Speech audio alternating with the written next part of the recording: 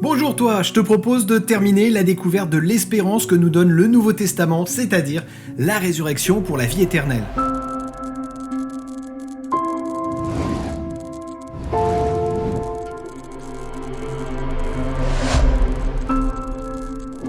Dans les versets qui suivent que nous avons étudiés précédemment, Paul explique la différence entre un corps naturel et un corps spirituel. Premièrement, nous ne devons pas supposer que Paul veut dire que seul le corps naturel est un corps réel, et pas le corps spirituel simplement parce que le corps spirituel sera libéré de la malédiction du péché.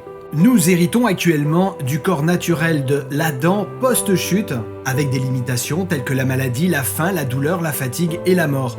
Tandis que le corps spirituel vient de Jésus. Le premier homme, Adam, devint une âme vivante. Le dernier Adam est devenu un esprit vivifiant. Adam avait reçu la vie, mais Christ donne la vie. Christ n'avait seulement pas reçu passivement la vie, il accorde aussi la vie éternelle à tous ceux qui croient en lui.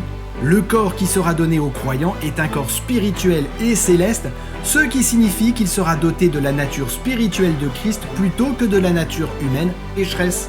Après cette explication, Paul conduit les lecteurs à travers une exégèse du mystère qui est l'enseignement que tous nous serons changés.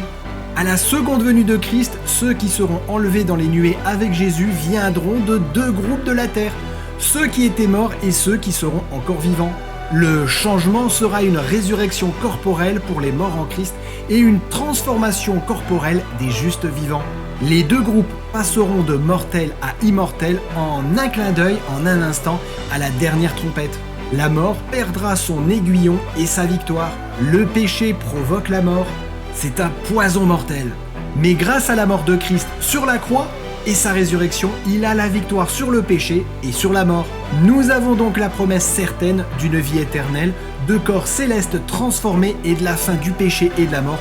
Tout cela parce que Christ est ressuscité d'entre les morts. C'est ce qui fait du Nouveau Testament un formidable message d'espérance dans la continuité de celui annoncé avant la venue de Jésus. À bientôt et que Dieu te bénisse abondamment.